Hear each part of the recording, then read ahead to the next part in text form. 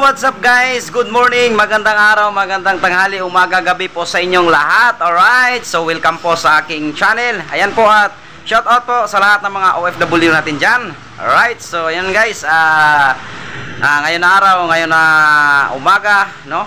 Is andito po tayo ngayon sa ating pinagtrabahuan guys, no?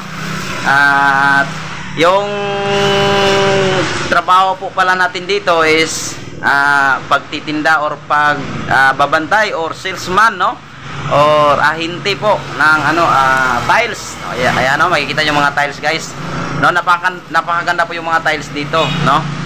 At mayroon po tayong iba't ibang binibenta dito guys. Ito po hindi po sa akin guys, ako lang po yung nagtatrabaho dito, isang empleyado. Alright, so shout out pala sa nagmamay-ari po ng RM Ceramic Trading. Alright guys, so yun, thank you po sa kanila dahil ako po ay natanggap at nakapasok at nakapagtrabaho dito sa kanilang munting negosyo. Ayan guys, so may iba't iba po sila ditong tiles guys. At siyempre ma'am sir, kung gusto nyo pong bumili, no, or tingnan ang kanilang mga produkto, welcome po kayo dito sa RM Ceramic Trading. Ayan guys, no. Ayan, nagtatagalog po tayo guys dahil ito po ay pambansa nating lingwahe. No, hindi muna tayo ngayon magbisaya. No, siyempre isingit natin yung Bisaya dahil proud Bisaya. Alright. Ayan guys, so mo ni guys atong mga baligya diri, no, na mga pusit or gripo. Oh, makita ninyo si ma'am sir, oh. Tanawa.